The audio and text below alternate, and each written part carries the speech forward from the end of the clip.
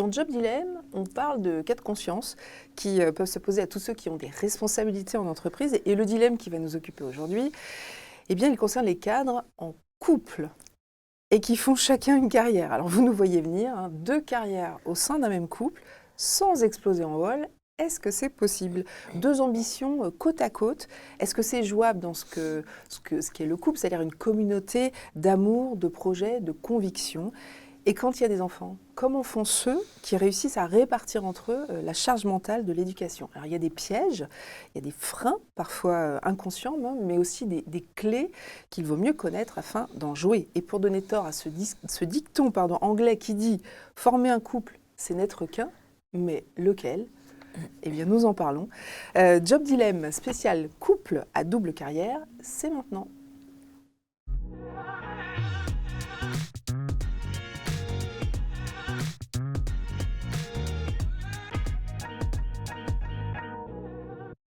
Voilà, et pour parler de ce sujet toujours d'actualité, 2 invités en plateau et un en visio. Bonjour Anne-Cécile Sarfati.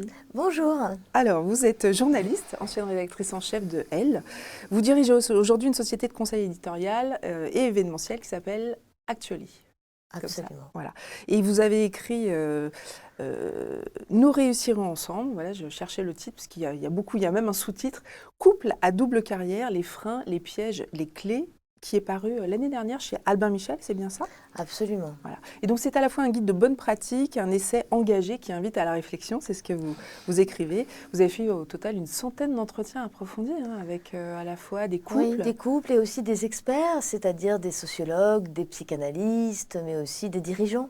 Voilà. Et c'est ça qui fait la richesse de votre témoignage, enfin plutôt des échanges qu'on va avoir maintenant sur ce plateau. Également avec nous, Jean-Claude Delgène. Bonjour. Bonjour également. Vous dirigez Technologia, qui est un cabinet spécialisé dans la prévention des risques professionnels et notamment depuis quelques années des risques psychosociaux. Vous avez conduit, c'est très intéressant aussi, de nombreuses missions dans les entreprises, notamment chez France Télécom et Renault, à l'époque, la sinistre époque des suicides. Et vous avez mené des enquêtes, notamment sur l'impact du travail sur la vie privée. C'est bien ça? Tout à fait. Voilà. Et le sujet des couples à double carrière, eh bien, il a fait l'objet d'une étude chez vous aussi sous l'angle un peu particulier, l'angle de la sexualité. Tout à fait, tout à fait. Et on va en parler aussi. Alors, avec nous également, mais il n'est pas présent sur ce plateau, Pierre-Yves Grangier, directeur associé chez Page Executive. Et il est également coach accompagnant de cadres dirigeants. Et il est aussi particulièrement sensible à ces questions de parité. Il est le référent d'ailleurs au sein du cabinet Page. Il ne pouvait pas être présent aujourd'hui, trop occupé par tous ces sujets justement. Alors nous avons enregistré une interview et je lui ai demandé comment le facteur couple peut jouer dans la décision des cadres à qui il propose justement ces postes. On va commencer par quelques chiffres si vous le voulez bien, Sarfati, si vous en avez. Est-ce qu'on a une idée du nombre de couples où les 2 conjoints font carrière? En fait, j'ai envie de vous dire qu'il n'y a pas forcément un chiffre qui dit ça, mais il y a des chiffres des grandes écoles qui montrent qu'il y a autant, si ce n'est plus, de femmes diplômées aujourd'hui dans ces grandes écoles que d'hommes. Et donc, il y a une ambition partagée au début de la carrière, en tout cas chez les cadres, qui fait que, à mon avis, une très très grande majorité de diplômés de ces études supérieures un peu exigeantes sont en couple, en tout cas se mettent en couple. D'ailleurs, les grandes écoles sont souvent presque des agences matrimoniales à futurs couples, puisque on choisit son conjoint souvent dans ses études supérieures. Il y avait une tradition dans ces écoles justement qui était de, pour certaines femmes, c'était assumé tel quel, il y a quelques années, il y a fort longtemps on va dire. Elles venaient en école de commerce un peu pour choisir leur mari et puis ensuite leur carrière s'arrêtait. Puisqu'elles commençaient une vie professionnelle et très vite leur carrière s'arrêtait. Oui, alors c'est pas, ça arrive encore malheureusement, cette trajectoire. Mais est-ce que ça évolue à l'inverse? Est-ce qu'il y a justement de plus en plus de femmes continuent leur carrière? Je pense que de plus en plus continuent, mais pas forcément au même niveau. Et c'est ça qu'on voit bien, c'est pour ça que j'ai traité ce sujet. C'est qu'en fait, elles sont meilleures que les hommes, que les garçons dans leurs études supérieures. Les chiffres le prouvent. Ça, les chiffres le prouvent.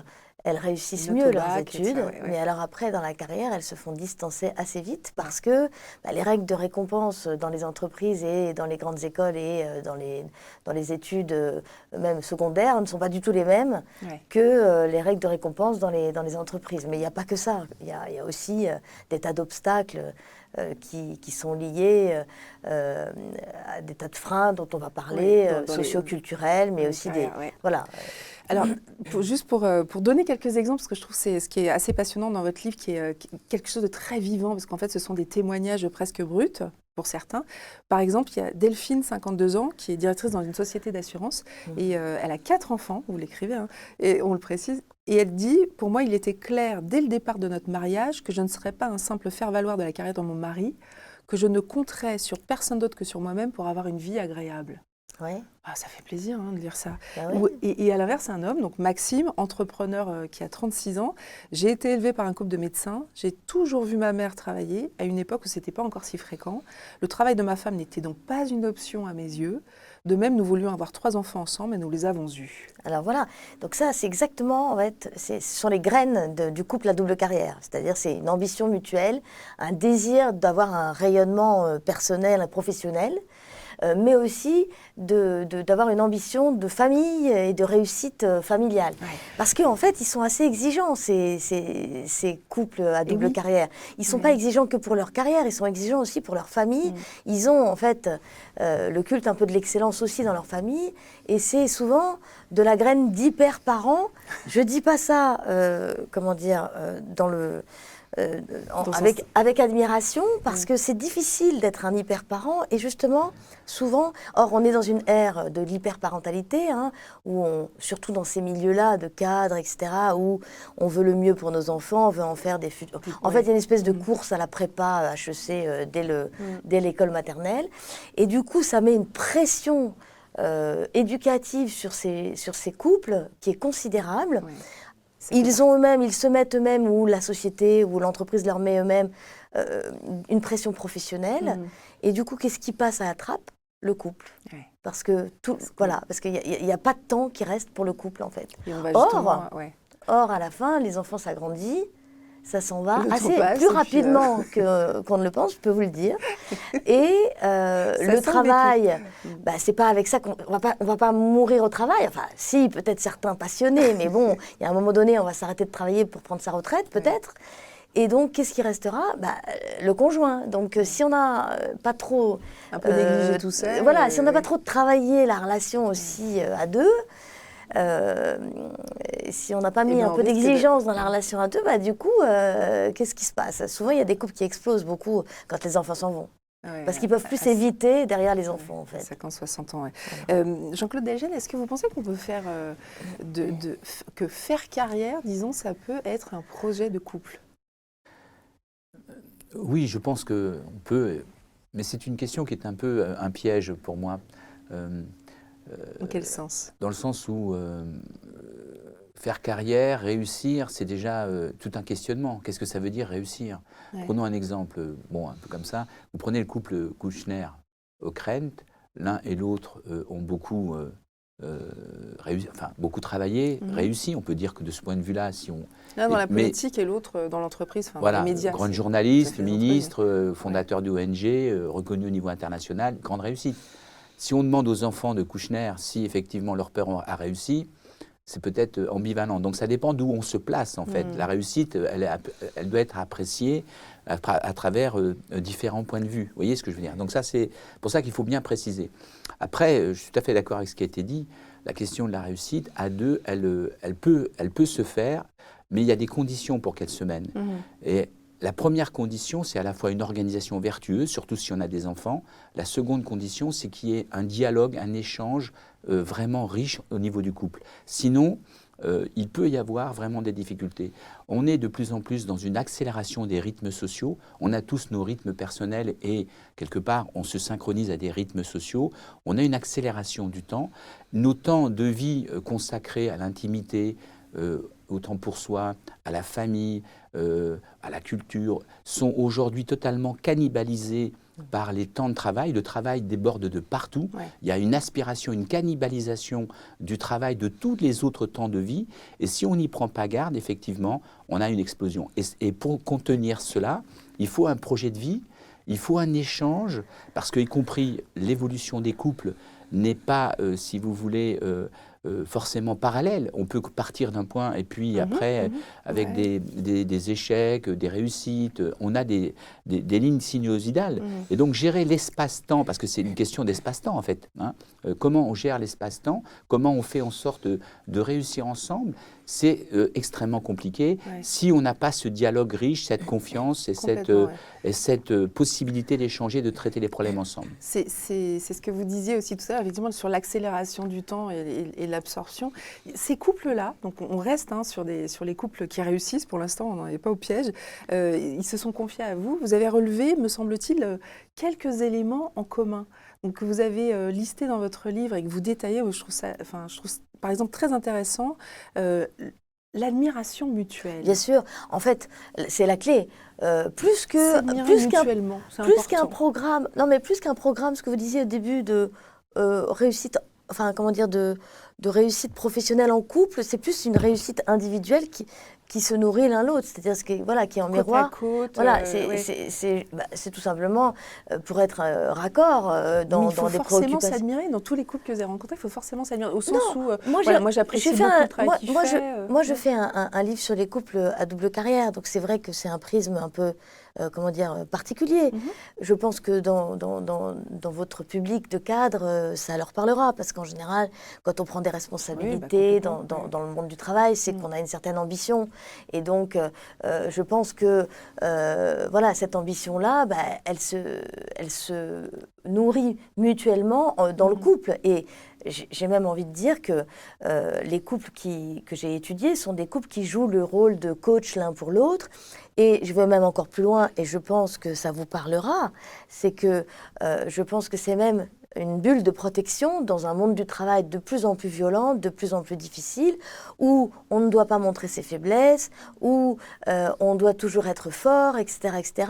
Je pense qu'avoir une bonne communication dans son couple sur la question du travail, et du coup avoir un rayonnement un peu comparable en termes de rayonnement professionnel, ça peut vraiment nous aider. On peut s'aider l'un l'autre et se conseiller l'un l'autre en toute transparence, là, sans avoir à se dire, mon Dieu, si je dis que ça va être mal interprété. Enfin, voyez. Je fais juste une petite aparté par rapport à un film qui est sorti il n'y a pas très longtemps, qui s'appelle Un autre monde, un film de Stéphane Brisé. Remarquable. Où justement, Vincent Lindon, le personnage de Vincent Lindon et Sandrine Kiberlin, ne parlent jamais. Mais on voit bien qu'ils sont broyés par le travail, ce couple. Ouais. C'est un couple par qui par son travail par à lui. son travail à lui. Ouais. On voit bien que ce travail a pris trop de place en fait, et ce que vous disiez tout à l'heure. Voilà, on voit bien que c'est un film vraiment très intéressant, parce que ce qu'on sent dans ce film, hormis le fait que à la ville,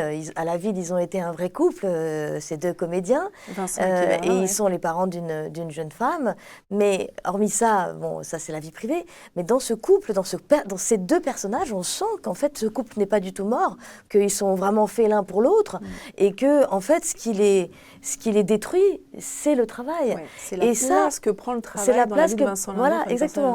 Donc à la fois le travail peut être très vertueux pour nourrir ce qu'on dit une admiration mutuelle, un manque aussi, parce que moi je pense que le travail, quand on est bien épanoui dans son travail, ou en tout cas investi, parce qu'on ne peut pas être toujours épanoui, enfin je veux dire, le travail n'est pas non plus un truc de bisounours où tout est vraiment rose tout le temps, attention, je ne suis pas en train de dire ça. Mais quand on est engagé, quand on aime ce qu'on fait, etc., d'abord, je pense qu'on a d'une certaine façon une forme d'autonomie qui fait que l'autre, peut-être que pour l'altérité, c'est mieux, vous voyez. Et donc, ça nourrit aussi on est engagé, donc on n'a pas beaucoup de temps, et quand on se retrouve à deux, du coup, c'est un cadeau, vous voyez. Ouais, donc, c'est un peu comme ça que j'essaie ce que j'ai été chercher chez les couples qui ont témoigné dans ce livre, c'est que oui, il y a des tas d'obstacles au couple à double carrière, c'est vraiment compliqué sur tout un tas de points, je pense qu'on va en parler, mais c'est possible, Ouais, c'est possible. Et moi, pourquoi je l'ai fait aussi ce livre, c'est que j'ai vu des couples qui étaient faits l'un pour l'autre, vraiment quoi, c'était une vraie histoire, et qui explosent en vol pour des raisons de travail mal géré, de double carrière mal gérée, de frustration liée au travail mal géré. Et ça, c'est vraiment dommage, parce que bon, se séparer, moi je suis pas en train de vous faire un réquisitoire contre le divorce, hein. Je pense que quand on s'est mal choisi et quand on est plus heureux ensemble, il vaut mieux divorcer. Mais ce qui m'a intéressée, c'est d'aller chercher aussi chez des couples qui s'entendaient bien, qui s'étaient bien choisis mutuellement parce qu'ils partageaient un projet de vie commune. Qu'est-ce qui les a fait exploser en vol? Quels étaient les Larsen qui ont fait ça? Et ça, je trouve que c'est intéressant. C'était intéressant d'avoir un peu leurs conseils. Alors, avant de parler des pièges, justement, qui sont tendus à ces couples qui pourraient effectivement bien fonctionner, mais qui dysfonctionnent, j'avais envie de donner la parole à Pierre-Yves Grangier, donc notre recruteur, entre guillemets, de service. Parce que c'est quand même intéressant de savoir ce qui se passe au sein des cabinets de recrutement, hein, quand il reçoit des candidats, quand il propose des missions. On va écouter Pierre-Yves Grangier nous parler de la façon dont il appréhende le couple, lui, ce facteur couple dans le recrutement. On l'écoute. Alors Pierre-Yves Grangier, vous avez 15 ans de métier, hein, si j'ai bien compris, peut-être même un peu plus. Et des cadres, vous en avez accompagné beaucoup, beaucoup. Vous avez proposé des postes à des centaines de candidats et c'est pour ça que vous nous intéressez aujourd'hui. Alors déjà, le couple à double carrière, vous en voyez beaucoup, vous Absolument, non, c'est vrai que, bah, dans notre activité, nous rencontrons, des candidats et des candidates qui, incluent bien évidemment la dimension privée et notamment, leur équilibre de couple dans les choix professionnels, et d'orientation qu'on leur propose. Mm. En fait, vous voyez toujours un seul aspect des choses, c'est-à-dire que vous ne voyez qu'une partie du couple. Vous ne recevez qu'une seule des deux personnes du couple, quoi. Alors on ne reçoit qu'une seule personne, vous avez raison. Parfois, on aimerait même les recevoir ensemble tellement que leur prise de décision est bien entendu commune. Et finalement, vous, votre concurrent, c'est le conjoint ou la conjointe, quoi, quand vous proposez une mission? On a souvent effectivement, la tentation de dire que c'est notre principal concurrent dans le cadre de nos missions. C'est-à-dire que cette prise de décision, en couple, implique une personne avec qui on n'a aucun contact, mais qui peut s'inquiéter de l'inconnu que représente un changement professionnel et Mmh. on comprend bien. Alors, l'idée, c'est de s'impliquer dans cette réflexion, de voir et de soulever la question aussi avec nos clients quant aux grands équilibres que recherche la personne. Il ne s'agit pas d'éviter ces sujets et d'en faire des tabous. Ça, c'est Mmh. certainement, une réalité quotidienne dans notre métier. C'est amusant, hein, Jean-Claude Algel. En fait, on sent bien qu'il voudrait inviter le Oui. couple quand il fait passer des entretiens. Mais il a raison, parce que en fait, les couples restent malgré tout lucides sur leurs intérêts fondamentaux tout au long de la vie. Ça a été très bien dit tout à l'heure. Dire que la vie, c'est pas ponctuel, c'est une projection. Un couple, c'est deux personnes qui ont un peu de vie commune, au moins 6 mois, mais et qui se projettent dans la Ah, durée. c'est au moins 6 mois? Moi, je Vous pense avez que, chiffré? ouais, je pense que c'est au moins 6 mois, parce que bon, avec les turbulences, mais qui se projettent. Et donc, la question de la lucidité de ce que l'on veut faire ensemble, c'est essentiel. Et je rebondis un peu sur un autre point, celle de la complicité. Je crois, au-delà de l'admiration, il peut y avoir de l'admiration, parfois. Disons, on arrive très vite à une banalisation avec je dirais, la durée de vie commune. Mais ce qu'il faut, c'est qu'il y ait une grande complicité, des échanges multiples. Effectivement, le terme de coach me va très bien. Le fait d'aider l'autre, de l'accompagner dans son épanouissement. Et c'est une source de réussite qui est souvent inestimable et qui est précieuse pour chacun des deux. Okay. Par rapport aux recruteurs, là, il y a deux sujets en fait qui impactent le couple. Il y a le sujet de la temporalité, c'est-à-dire que c'est compliqué quand les deux membres du couple acceptent de changer de job au même moment. Ça, c'est très compliqué parce qu'on est en adaptation de poste. Et donc, du coup, on se retire un tout petit peu de la vie personnelle, de la logistique de la vie personnelle pendant ces périodes-là. Et donc, c'est quand même beaucoup plus confortable quand c'est un peu chacun son tour. Évidemment que tout ça, c'est théorique. Parfois, il y a des trains qui, si on ne monte pas dedans, ils ne vont peut-être pas forcément revenir. Mais il y a en tout cas, ce que j'ai constaté, moi, dans mon enquête, c'est qu'une des clés de réussite, c'est qu'on n'accepte pas, évidemment, une promotion ou un nouveau job sans en avoir beaucoup parlé à l'autre et avoir essayé de mettre en place des choses pour que ça se passe bien les 6 premiers mois de l'adaptation du poste. Le deuxième point, c'est l'expatriation. Ouais. C'est l'expatriation. Alors, oui. Il y a un grand chapitre dans mon livre sur l'expatriation parce que l'expatriation fait partie quand même des parcours de réussite des grandes carrières dans les grands groupes, etc., etc. Ça bouge un peu avec la crise Covid, mais finalement pas tant que ça. Moi, j'ai interviewé des RH Monde de L'Oréal qui me dit non, nous, on va continuer à les envoyer parce que, en fait, c'est une façon de les faire sortir de leur zone de confort et de les faire progresser et de les faire devenir des très grands dirigeants de L'Oréal demain. Donc voilà, donc il n'y a pas que L'Oréal bien sûr, mais je pense que donc la question d'expatriation, elle se posera toujours. Et alors là, c'est compliqué la question d'expatriation, parce que j'ai interviewé dans mon livre des couples de serial expats qui ont réussi à maintenir chacun un niveau professionnel et tout, mais c'est très rare. C'est très très rare. Et il y en avait même qui étaient en famille, qui avaient une famille, qui avaient des enfants. Ah, mais ils ont tous des enfants. Enfin, souvent, parce que finalement, toute cette question du couple à double carrière, tant qu'il n'y a pas d'enfants, elle se gère. Le point de bascule, c'est la naissance des enfants. C'est la construction de la famille. Voilà. Et d'ailleurs, les enfants, ce n'est pas un enfant. Les vrais soucis, c'est quand il y a 2-3 enfants. Parce que là, il faut mettre en place, en général, une organisation pour pouvoir tenir. Et il faut avoir les moyens de la mettre en place aussi. Oui, mais alors justement, l'un nourrit l'autre. C'est-à-dire qu'en effet, il ne faut pas se leurrer, il faut mettre des moyens, il faut pas... Et il faut se dire...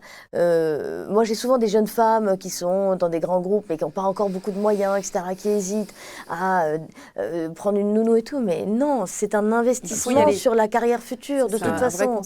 Donc, parmi les pièges justement à éviter, dans votre bouquin, vous dites il ne faut pas importer dans le couple des réflexes qu'on a en entreprise. Donc, oui, alors en fait, c'est pas ça. C'est qu'il faut connaître les limites de ces outils. Ces jeunes couples, ils ont été formés dans des grandes écoles. Donc, ils font des Excel tout le temps. Voilà, ils ont tendance à importer dans leur couple, à importer dans le couple des outils de l'entreprise. Alors, il y a... Bon, bien sûr, il y a l'agenda partagé. L'agenda partagé, c'est top. Ça n'empêche pas quelques petites cachotteries. J'en ai qui m'ont raconté des trucs à mourir de rire. Le call à l'international, en fait, c'est une bière avec un pote. Le pot de départ, en fait, c'est je vais me faire masser au spa avant de rentrer parce que vraiment, j'en peux plus des enfants. Pas de mensonges dans les couples. Donc, il y a des petites cachotteries comme ça. Et c'est pas très grave. Et heureusement qu'il y a des petites cachotteries comme ça. C'est du temps pour soi. Et ça, franchement, le temps pour soi, on avait parlé du temps tout à l'heure. C'est fondamental, c'est essentiel, c'est un vrai conseil. Et puis, garder une partie aussi, je pense, pour le couple, de secret personnel. Ah oui, bien sûr, évidemment. Et donc, deuxième truc, le tableau Excel. Alors, le tableau Excel, oui, ça règle quelques soucis pour les couples et tout, mais enfin, le tableau Excel, il y a deux pièges. Ça ne gère pas l'imprévu. Or, couple avec jeunes enfants, il y a des imprévus de maladies, de machin, de grève des profs, de nounou qui est malade, de ceci, de cela. Donc bon, il faut quand même, voilà. Et surtout, ça traduit quelque chose qui est un des autres sujets très importants du couple à double carrière.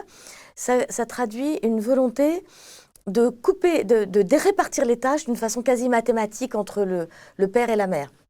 Et ça, c'est pas forcément une bonne idée. Et ça, c'est le début d'une conflictualité qui peut s'instaurer et dégénérer très rapidement.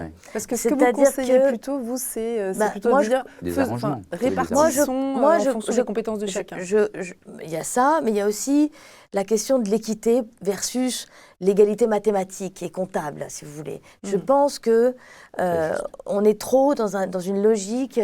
Vous voyez, la jeune génération, elle est très très dans justement dans l'exigence comptable, etc., etc. Moi, j'alerte là-dessus parce que ça conduit à des solutions qui, moi, ne me conviennent pas. Après, chacun fait comme il veut. Trop d'égalitarisme tue c'est-à-dire que, la vous parité. voyez, on dirait. il y a une jeune féministe qui, d'ailleurs, est remarquable, qui est une jeune journaliste qui est assez remarquable, qui vient d'écrire un livre super sur les femmes oubliées de l'histoire, etc. Bon, elle a raconté dans un livre que elle avait, son fils avait une otite et que donc c'était pas son jour de pédiatre à elle et qu'il fallait que ce soit celui de son mari et parce que ça faisait déjà 3 fois qu'il n'allait pas chez le pédiatre, etc. Et elle a laissé l'enfant avoir le tympan percé.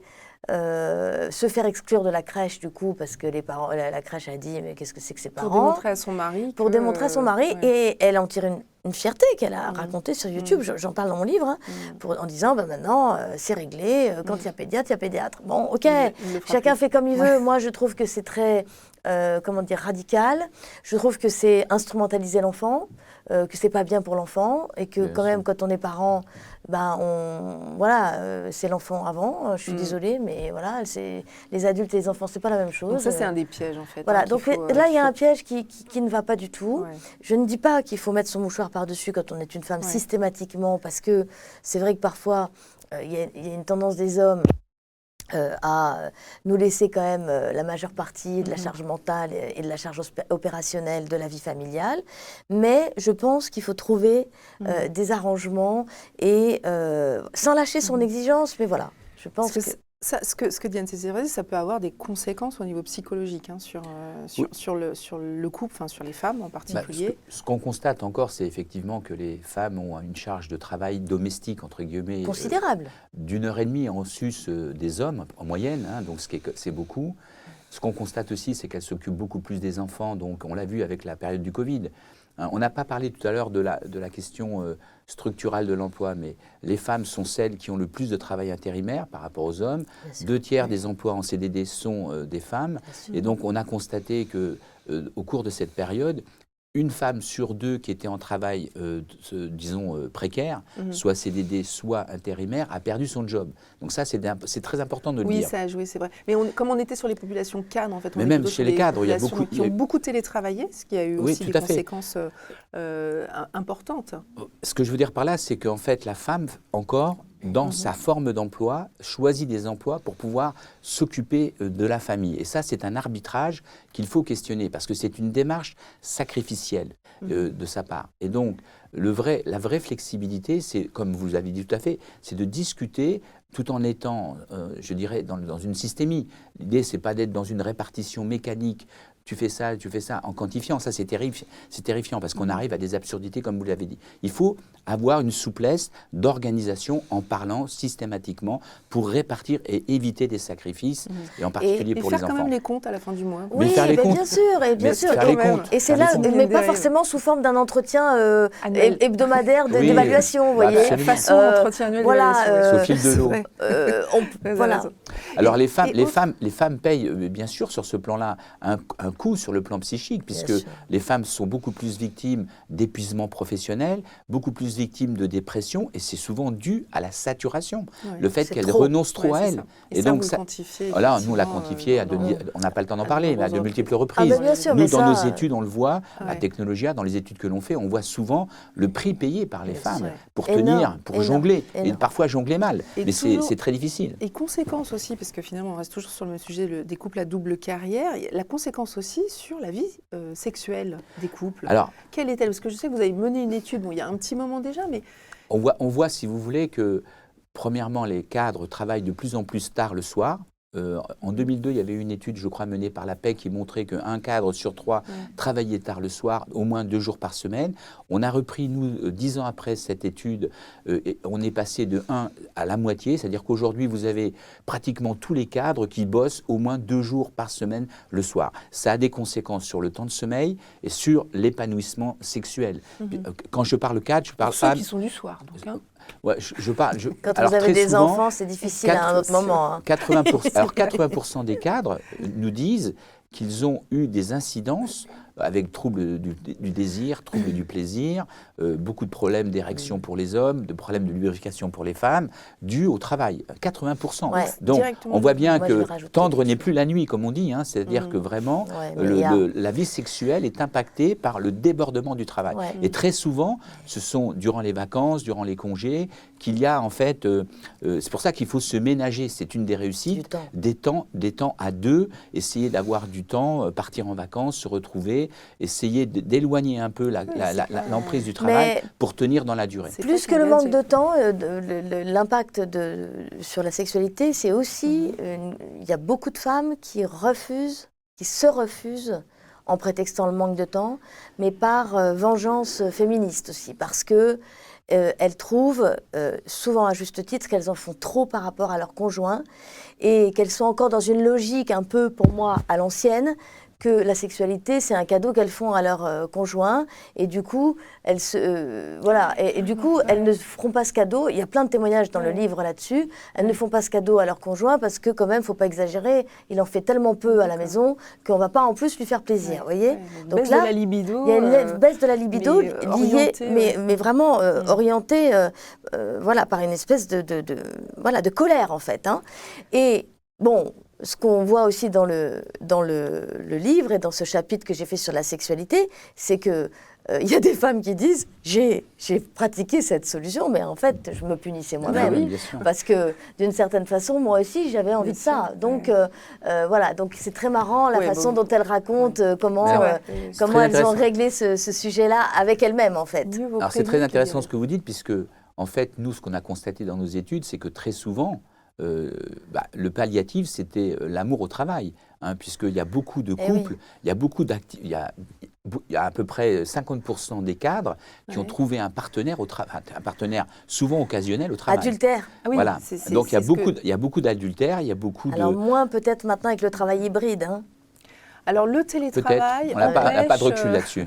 Le télétravail vous ferez peut-être une étude là-dessus. Le télétravail fait reculer. Cela étant, j'écris un livre là-dessus, mais fait bon, reculer l'adultère, peut-être. C'est pas sûr parce que cela étant, dans le travail hybride, il y a la question de qu'est-ce qu'on fait quand on va au bureau.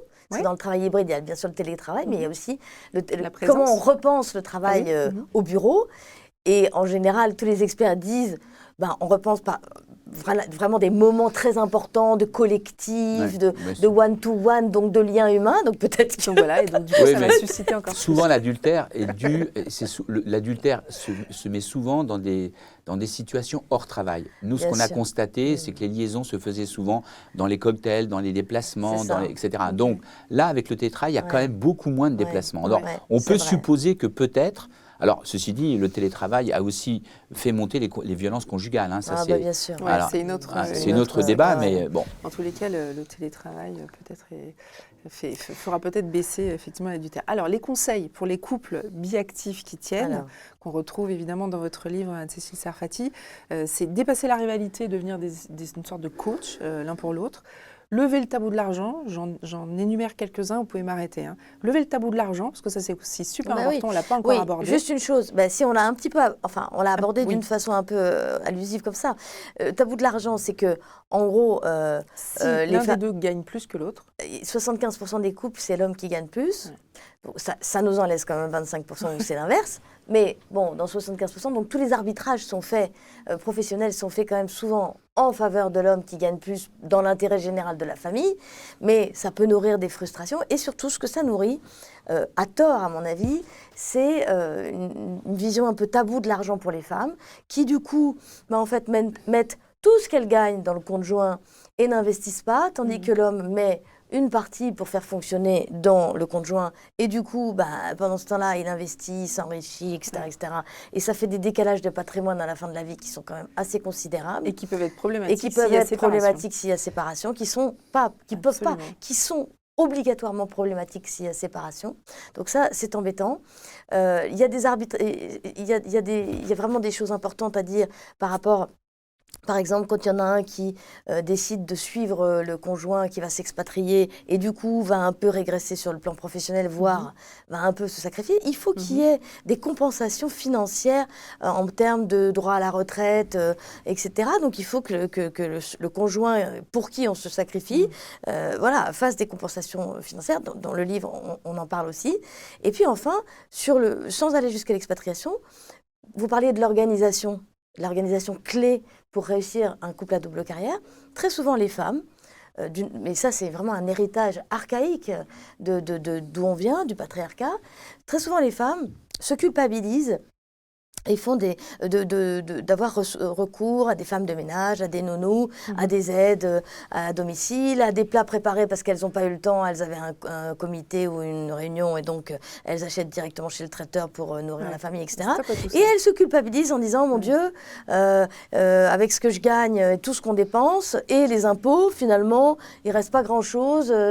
Voilà. Et parfois, quand elles ont un mari un peu sexiste qui en rajoute là-dedans, ça les... Voilà. Mais ce n'est pas du tout le sujet. Là. Ouais. Il faut vraiment qu'elles arrêtent totalement. Parce qu'en réalité... De se culpabiliser, on est d'accord. De se culpabiliser, parce que tout ça, la femme de ménage, la nounou, les gardes d'enfants, les plats préparés, etc., ça profite au conjoint à égalité. Donc, en fait, on ne doit pas mettre toutes ces dépenses au regard juste du salaire de la femme, du revenu de la femme, mais au regard du salaire, enfin, du revenu global du couple. Déjà, ça ira mieux. Oui, c'est vrai. Je le dis parce que déjà, franchement, ça ira mieux. Ça aussi, il faut... Peut-être on peut rajouter sur la question des conditions pour la réussite deux choses. La première, c'est de bien identifier les valeurs, ces valeurs, ne pas se tromper de valeurs. C'est-à-dire, eh bien, si vos valeurs, c'est plutôt tourné vers les enfants, vers leur réussite, etc., il faudra en tenir compte dans la vie professionnelle. Femme ou homme, c'est ne pas tromper de valeurs, c'est très important. Ce que vous avez dit au début est essentiel. Moi, j'ai connu des couples qui se sont retrouvés au final à la fin de leur carrière en ayant un peu réussi, mais avec des enfants qui ont été sacrifiés, qui ont eu beaucoup de problèmes. C'est pas du tout la problématique des jeunes gens aujourd'hui, des jeunes couples dont je traite dans mon livre, et même des cinquantenaires. Ils ont une ambition familiale, ceux-là, par rapport à la génération d'avant. Vous avez parlé de Kouchner et... Oui et non, parce que en fait, c'est pas si simple que ça. Dans les jeunes aujourd'hui, toutes les études le montrent, vous avez deux tendances. Vous avez en fait une tendance où, effectivement, on retrouve cela, mais vous avez une tendance où vous avez beaucoup de jeunes qui sont prêts. Nous, la dernière étude qu'on a fait, les jeunes nous ont dit, les cadres, qu'ils étaient prêts à sacrifier, qu'ils se sentaient à accepter d'être disponibles à 100% pour leur travail. Il y a deux tendances en fait. Il y a en fait le centre s'évapore vers deux tendances. Voilà, c'est ça que je voulais dire. Donc, il est très important de ne pas se tromper de valeur. La deuxième chose, il est très important de conquérir son ego. Parce que très souvent, il y a cette absence de conquérir. C'est-à-dire avoir une certaine maturité. C'est bien de dire ça. Avoir une certaine maturité pour pouvoir effectivement considérer l'autre, être bienveillant, ne pas lui imposer des sacrifices. Femme ou homme, ne pas lui imposer effectivement des choix trop sacrificiels, comme ça a été très bien dit. Voilà. Et ça, ces deux conseils-là sont très importants parce qu'au final, on peut se retrouver vraiment très seul. Ok. Alors, on va aussi parler du rôle de l'entreprise dans tout ça. Juste avant, une dernière chose, le temps. Vous avez beaucoup parlé du temps, j'en ai un peu parlé. Deux choses, mais vraiment, le temps pour soi, il est indispensable. C'est-à-dire, je sais bien que dans des agendas qui explosent, on ne sait déjà pas comment trouver du temps pour tout le monde, le bureau, les enfants. Eh bien, il faut se mettre des cases horaires pour moi. Se l'obliger pour soi, parce que c'est la seule façon de pouvoir redistribuer à l'autre dans son couple, pour sanctuariser aussi du temps. Pour le duo, pour les deux, être à deux, etc. etc. Donc ça, il y a un expert, un dirigeant dans mon livre qui en plus est coach, qui accompagne des jeunes couples et tout ça, qui dit, je trouve que c'est un peu excessif, c'est compliqué, mais il dit un soir par semaine, un week-end par mois, une semaine par an, à deux. Donc le week-end par mois, ça me paraît compliqué quand on a des jeunes enfants pour les caser, etc. Mais le soir par semaine, ça me paraît indispensable, parce que ça remet bien les choses à leur place. Et la semaine quand même par an, on doit pouvoir se trouver... voilà. Alors ça fait très bien la liaison avec la question que vous posiez sur la question de l'entreprise. Oui, le rôle de l'entreprise. Ce qu'il faut comprendre, c'est que ces métiers de cadre sont très stressants, et souvent avec un stress chronique qui est dû à des phénomènes de débordement, c'est-à-dire une très forte intensité à certains moments. Or, ce que l'on constate dans les entreprises, ce qui est à l'origine beaucoup de ce qu'on appelle de burn-out, donc de syndrome d'épuisement professionnel, c'est que les temps de débordement ne sont pas compensés par des temps de récupération. C'est-à-dire qu'on s'épuise, on émet une telle énergie qu'à un moment donné, on ne récupère pas. Et donc, il est essentiel, dans ce stress chronique, de couper un peu et de laisser du temps, et l'entreprise peut le faire, pour, après des situations intenses de travail, permettre aux gens, aux cadres et parfois à d'autres, de récupérer pour pouvoir se reconstituer sur le plan physiologique et d'avoir du temps pour soi. Oui, mais vous l'avez déjà observé dans des entreprises, ça? Bien sûr, moi, je vois des dirigeants qui essayent de... qui sont hyper présents, en fait, tout le temps. Ça, ils n'arrêtent jamais. On a aujourd'hui une évolution et avec le fait que les gens comprennent que travailler trop, c'est travailler mal. Que travailler toujours dans l'urgence, ça conduit à des catastrophes. Et donc, on a une situation où il y a un peu un recul pour pouvoir remaîtriser, planifier autrement son activité et prévoir, après des temps d'intensité, des temps de repos pour laisser du temps aux gens pour se reconstituer, pour se retrouver d'eux-mêmes et pour éviter d'être des clones. Parce que très vite, on s'appauvrit, on perd en richesse et à la limite, à un moment donné, on perd en employabilité et on dégage. Parce que ça, c'est très important. Le cadre qui travaille trop, femme ou homme, à un moment donné, s'il n'arrive pas à s'enrichir culturellement, à garder sa propre personnalité, sa singularité, à un moment donné, il dégage. Ça, c'est très clair.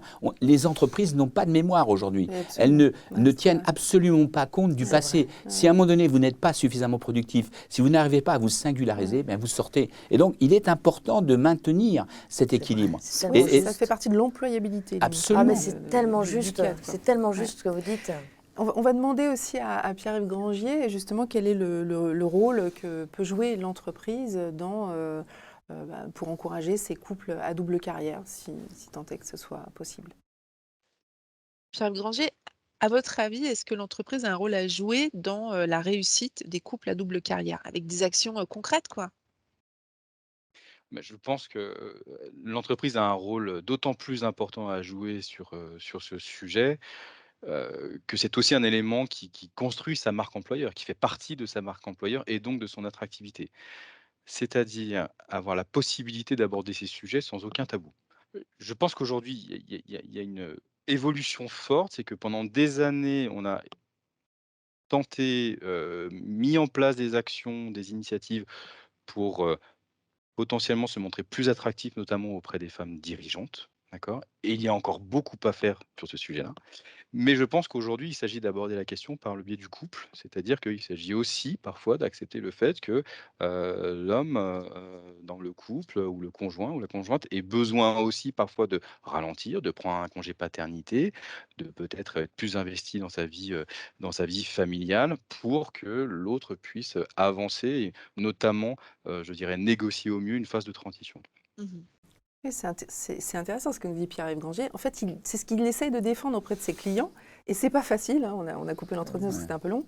Vous imaginez, c'est pas facile Non, de mais faire Non, mais c'est comprendre ça aux indispensable. entreprises. Alors déjà, il y a quand même l'augmentation du congé de paternité qui vient d'être adoptée là.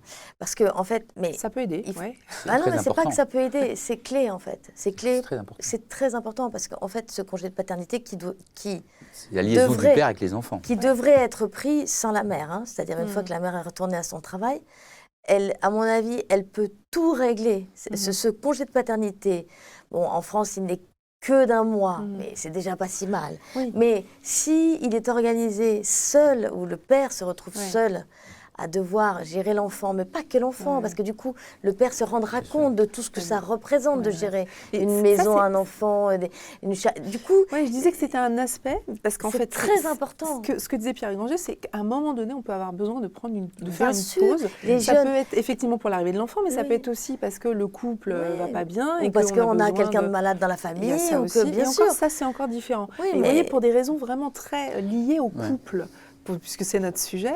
Et ça, l'entreprise, on se dit, mais non, enfin, elle n'a rien à faire là-dedans. C'est complètement intrusif, cette histoire.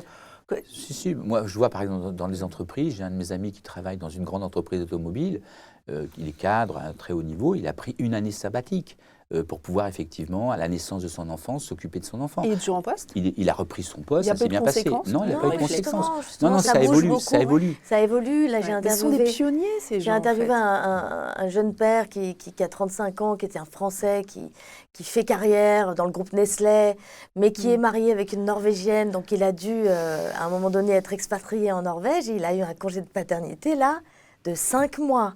Il en a tiré un livre formidable et passionnant, que je vous invite vraiment à lire, qui s'appelle La barbe et le biberon. Oui. Et c'est génial, parce qu'en fait, il raconte toutes ces préventions, tous ces clichés qu'il avait dans la tête et que beaucoup de femmes et beaucoup d'hommes ont encore, c'est normal. On a quand même notre histoire, Bien tous, sûr. les hommes et les femmes. Et donc, et il raconte qu'en fait, il a repris un boulot chez Nespresso qui maintenant, en plus, se sert de son cas pour la marque employeur. Ouais. Et il était gêné quand il a pris son congé de paternité dans une ancienne entreprise où il travaillait, je crois chez Heineken. Il était très gêné de raconter ça parce que son chef, il avait peur que ça soit mal pris. Et il a appris depuis que le chef en question, il a pris un 80%. Voilà. Vous voyez, les donc, choses vous voyez, avancent. les choses bougent Ouais, quand même. Alors c'est dans très la important génération. cette histoire c'est de vrai. congé paternité. Oui. Moi, je sais que je me suis pas mal occupé de mes enfants à leur naissance. J'ai la chance d'avoir 2 beaux enfants, une fille de 18 ans bientôt et un garçon de 24 ans. Et effectivement, c'est très essentiel parce que ça vous permet d'être, pour l'homme tout au moins, en contact avec les enfants et de pouvoir faire tous les sacrifices qu'il faut durant tout le reste de la vie. Et c'est parce que vous êtes à la naissance, que vous avez ce lien. Moi, je me rappelle de mon fils, quand il est arrivé dans mes bras à la naissance, couvert encore de sang. C'est une image que je garderai à vie. Vous voyez. Ça, c'est essentiel. Alors, on attend justement les témoignages des PDG du CAC 40 qui vont un jour nous raconter leur congé de paternité au travers de bouquins, ça de bouge quand même. conférences. Ça bouge quand Non, même. mais j'attends juste. Ça voilà. bouge. Alors, autre aspect aussi, si on parle de la représentation des femmes dans les instances dirigeantes des entreprises, je sais que c'est un de vos sujets, bien sûr, et Pierre-Yves Grangier en parlait tout à l'heure. Donc, il y a des lois qui ont imposé la parité dans les CODIR et autres COMEX. Là, Alors, c'est pas tout à fait les CODIR et les COMEX, parce que ce ne sont pas des notions juridiques CODIR et COMEX. C'est vrai. COMEX, c'est dans les instances dirigeantes. Oui, j'essayais de traduire. Non, parce que mais, c'est vrai mais du qu'instance coup, c'est pas dirigeante, mal c'est parce que un peu peut-être que ça bizarre. va descendre en dessous des COMEX Ouais. et des CODIR. C'est un peu mon espoir. C'est-à-dire que ce flou, le flou de cette formulation instance dirigeante Ouais. va peut-être un C'est peu très- c'est rayonner très- un peu plus bas, ce qui serait bien. Donc, je regardais Ouais. les chiffres ce matin. 47 entreprises sur 118, ils sont déjà au quota de 30% de femmes dans leur CODIR. Il y en a, donc, ou alors elles l'ont dépassé aussi. 47, ouais, c'est ça. C'est l'étude Heidrick et Ouais. Struggle qui nous dit ça. Sur ce plan-là, il faut faire attention parce qu'il y a quand même des effets. Les chiffres ne montrent pas tout. Il faut regarder y compris les fonctions. Dans les entreprises, vous avez le DG, vous avez le directeur financier, vous avez d'autres fonctions de direction. Très souvent, on retrouve les femmes ouais. où Les des RH. directeurs de la com. Vous voyez ce que je veux dire? Ce sont des fonctions importantes, mais ce n'est pas forcément les fonctions essentielles. Et donc, les vrais progrès, c'est quand vous aurez, soit en termes de DG, soit en termes de directeur financier, des responsabilités qui sont à peu près réparties de manière non genrée, en fait.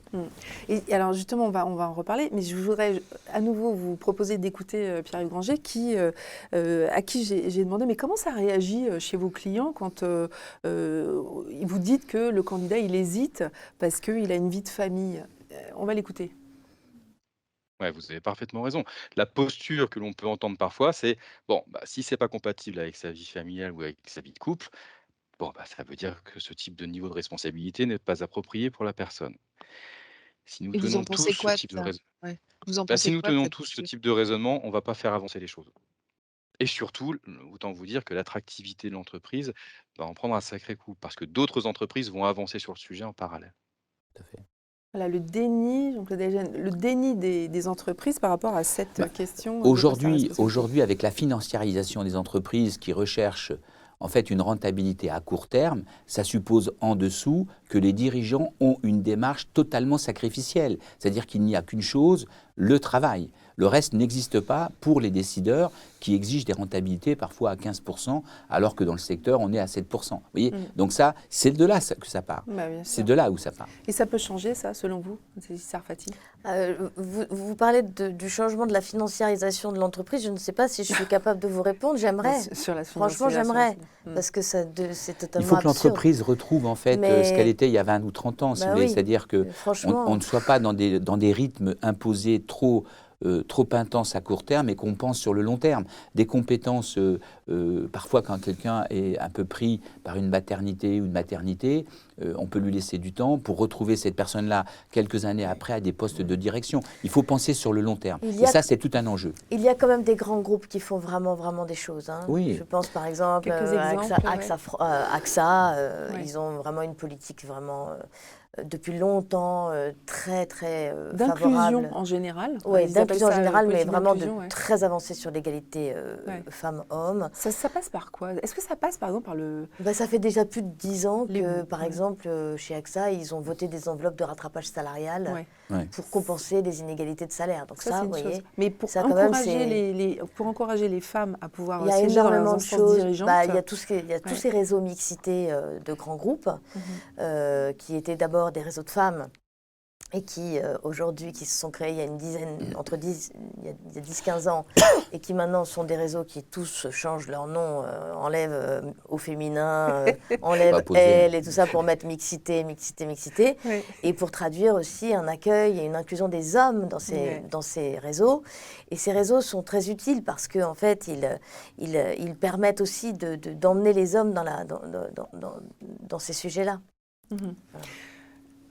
L'émission va se terminer, mais je voulais juste faire une remarque, enfin plutôt vous poser une question sur...